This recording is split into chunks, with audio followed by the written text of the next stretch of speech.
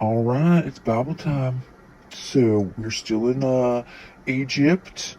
Uh, Joseph, I believe, is ruling over things, and Judah has been sent back to Israel, the man, not the place, to with the rations, and they were told that they need to come back with their little brother.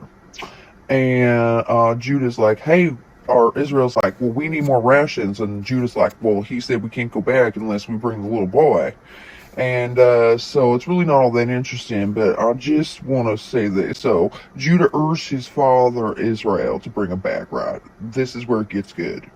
All right, so Judah said to Israel, let the boy go with me, that we may be off and on our way, if you and we and our children are to keep from starving to death. I myself will stand surety for him. You can hold me responsible for him.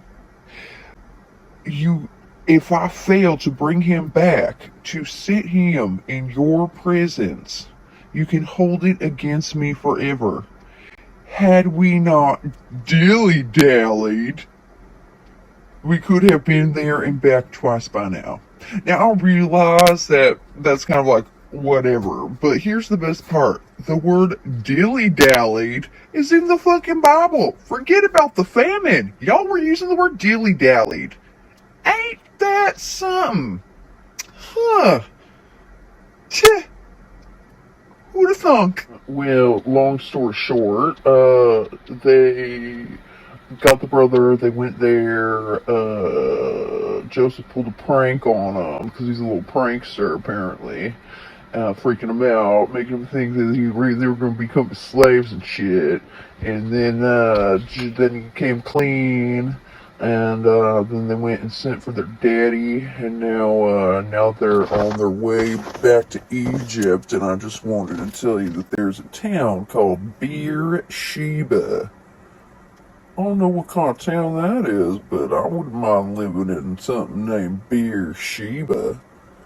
So they're on their way back to Egypt. I'll let you know what happens. Damn, dude. So they put Joseph in charge of Egypt, and this dude this dude enslaved all of Egypt for the Pharaoh.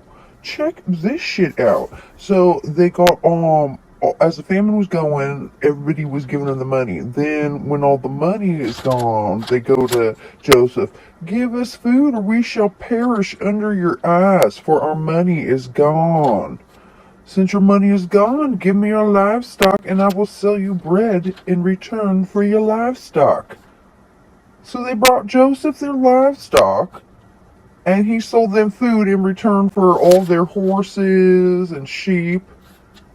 How dumb are you? You could have just made food from them, you dumb fucks. Now you've given away your entire food supply. Jesus Christ. So Joseph got them through an entire year exchanging bread for all of their livestock. When that year ended, they came to him and said, we cannot hide from my lord that with our money spent and our livestock made over to my lord, there is nothing left to put at my lord's disposal except our bodies and our farmland. Why should we and our land perish before our eyes? Take us and our land in exchange for food, and we will become Pharaoh's slaves, and our land his property. Only give us seed that we may survive and not perish, and that our land may not turn into a waste. He just convinced them all to become slaves willingly. Jesus Christ, this guy's a fucking swindler. Like father, like son. I'm telling you, that family is fucked up. I don't know what the hell God saw in them. So check this out. So now, Joseph told the people, now that I have acquired you and your land for Pharaoh, here is your seed for sowing the land. But when the harvest is in, you must give a fifth of it to to Pharaoh, while you keep 4/5 as seed for your fields, and as food for yourselves and your families, and as food for your children. You saved our lives! Pharaohs, they answered. We are grateful to my lord that we can be Pharaoh's slaves. Excuse me? No, so, not only did y'all just volunteer to be slaves because you're too stupid to realize a bad deal, you also just allowed this dude to create taxes. Oh, this is fucked up. Right here? Well, we know when it all went wrong. Page 51 of fucking Genesis. Thanks a whole fucking lot. You goddamn retards. Slavery and taxes. Two of the worst things to ever come to humanity. All right here in the first 50 pages of the fucking good book. I don't know who's calling this shit good. I hope the Jews and the fucking Islams that got something better to say than this shit, because this is horse shit. This is fucking horse shit.